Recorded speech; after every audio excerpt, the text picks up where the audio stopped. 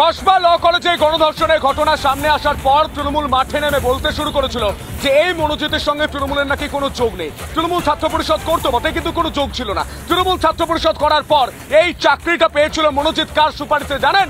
তৃণমূল বিধায়কের সুপারিশে। তৃণমূল বিধায়কের সুপারিশে মনোজিতের নিয়োগ। শাসক বিধায়কের আশকারাতে নরপিশাচ এই মনোজিৎ।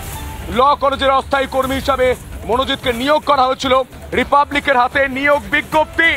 সেই নিয়োগ বিজ্ঞপ্তিটা একবার দেখুন গোটা বাংলার মানুষ।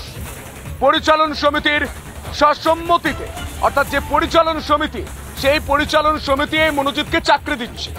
কিসের জন্য চাকরি দিচ্ছে? কাজ করার জন্য না গণধর্ষণ করার জন্য? এটা এখন সব থেকে বড় প্রশ্ন। মনোজিৎকে নিয়োগ বিজ্ঞপ্তিতে সই রয়েছে অশোক দেবের। কলেজ পরিচালন সমিতির সভাপতি এই অশোক, বজবজের তৃণমূল বিধায়ক অশোক দেব। তৃণমূলের বিধায়ক অশোক দেব এবার সাংবাদিকদের মুখোমুখি উত্তর দিন, এই মনোজিৎকে কত আশকারা দিয়েছেন, কত মাথায় তুলেছেন। থানায় একাধিক এফআইআর হওয়া সত্ত্বেও এই মনোজিৎকে গ্রেফতার হতে হয়নি কেন? কেন গ্রেফতার করেনি পুলিশ? অশোক দেব উত্তর দেবেন।